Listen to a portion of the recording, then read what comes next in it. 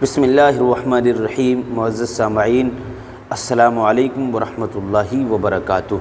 میرے پیارے عزیز دوستو، آج میں آپ کو بتانے والا ہوں کہ کتنے گھر برباد ہو رہے ہیں ٹوائلٹ کی ان غلطیوں کی وجہ سے۔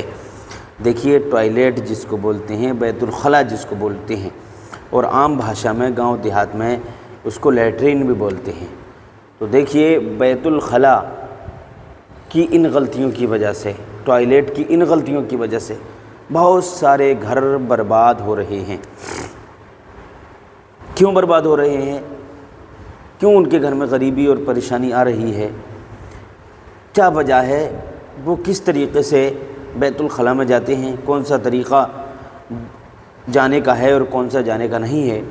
کس طریقے سے جانا چاہیے اور کس طریقے سے نہیں جانا چاہیے؟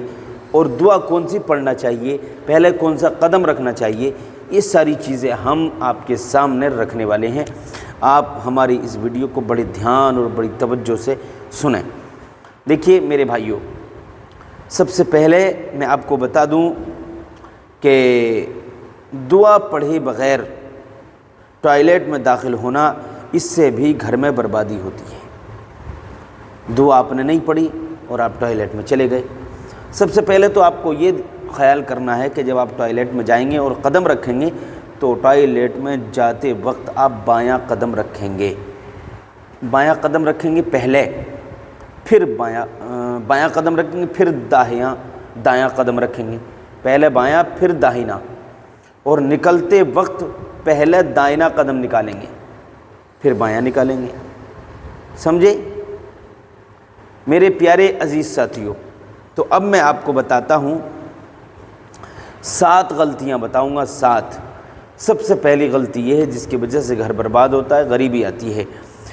نمبر 1، دعا پڑھے بغیر ٹوائلٹ میں داخل ہونا، اس سے بھی گھر میں غریبی آتی ہے، بربادی ہوتی ہے۔ نبی کریم صلی اللہ علیہ وسلم نے فرمایا، دعا پڑھنے کو نبی کریم نے کیوں فرمایا؟ اس پر ہمیں توجہ کرنا ہے۔ ہمارے نبی نے دعا پڑھنے کو اس لیے فرمایا کہ اس میں خبیث لوگ رہتے ہیں، اس لیے دعا پڑھنے کو میرے سرکار نے فرمایا۔ جب آپ دعا پڑھیں گے تو خبیث جنات، بھوت پریت سب بھاگ جائیں گے، آپ کے اوپر کوئی آفت، کوئی بلا آپ کے گھر میں نہیں رہے گی، آپ کے اوپر کسی چیز کا اٹیک نہیں ہوگا۔ دعا کون سی ہے؟ اللہم انی اعوذ بک من الخبث والخبائث، یہ پڑھنا ہے۔ اللہم انی اعوذ بک من الخبث والخبائث، یہ دعا آپ کو پڑھنا ہے، سمجھے؟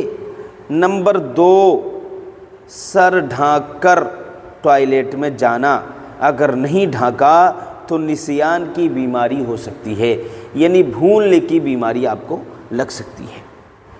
یعنی کوئی سامان آپ نے رکھ دیا، یہ سامان ہے، یہ گلاس ہے، یہ گلاس ہے، یہ گلاس آپ کے ہاتھ میں، ابھی آپ نے یہاں پر یہ گلاس رکھ دیا، اور جو ہے یہ کسی الماری وغیرہ میں رکھ دیا یہ گلاس، اور اب ڈھونڈتے پھر رہے ہیں، آپ تلاش کرتے پھر رہے ہیں، اور گلاس الماری میں رکھا ہے، آپ نے بھول گئے، تو اس کو نسیان کی بیماری بولتے ہیں، بھولنے کی بیماری بولتے ہیں۔ سر آپ نے نہیں ڈھکا اور ایسے ہی ٹوائلٹ میں چلے گئے تو آپ کو بھولنے کی بیماری کا مرض لگ سکتا ہے۔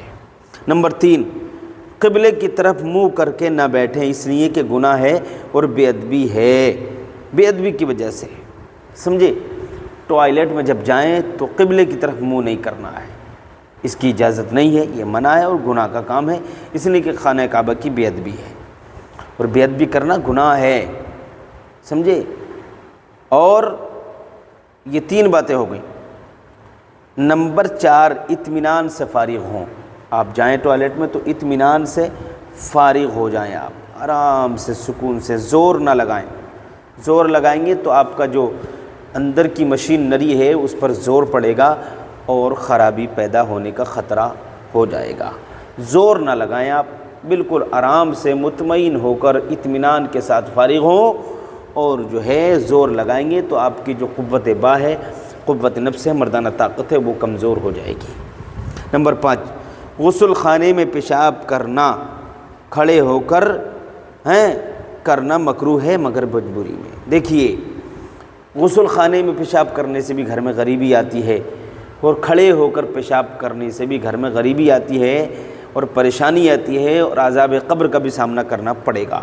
لیکن اگر مجبور ہیں، آپ بیمار ہیں، بیٹھ نہیں سکتے، تو کھڑے ہو کر مجبوری میں بیماری میں تو آپ کر سکتے ہیں، ڈاکٹر نے منع کر دیا بیٹھ نہیں سکتے، بیٹھنے کی حالت ہی نہیں، تو آپ مجبوری میں تو کر سکتے ہیں۔ نمبر 5 ہو گیا غسل خانے میں پیشاب کرنا، کھڑے ہو کر، مگر مجبوری میں آپ کر سکتے ہیں۔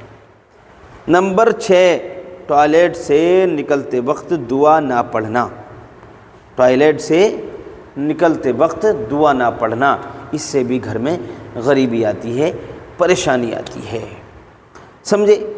اور دعا کون سی پڑھنا ہے؟ غفرانک الحمد للہ الذی اذہب عنی العزا وعافانی، بیت الخلاء سے نکلنے کی دعا یہ ہے، الحمد للہ الذی اذہب عنی العزا وعافانی، یہ آپ کو پڑھنا ہے۔ نمبر 7 یہ ہے کہ جب آپ داخل ہوں گے تو پہلے بایاں قدم رکھیں گے اور نکلیں گے تو پہلے داہنا قدم نکالیں گے، ان چیزوں کا خیال رکھیں۔ اگر آپ اس کام میں ملوث ہیں تو ان کو چھوڑ دیجئے، انشاءاللہ تعالیٰ آپ کے گھر میں بہت جلدی مالداری آئے گی، خوشحالی آئے گی، مصیبتوں سے آپ کو چھٹکارا مل جائے گا۔ آج کے لیے اتنا ہی کافی ہے۔ السلام علیکم۔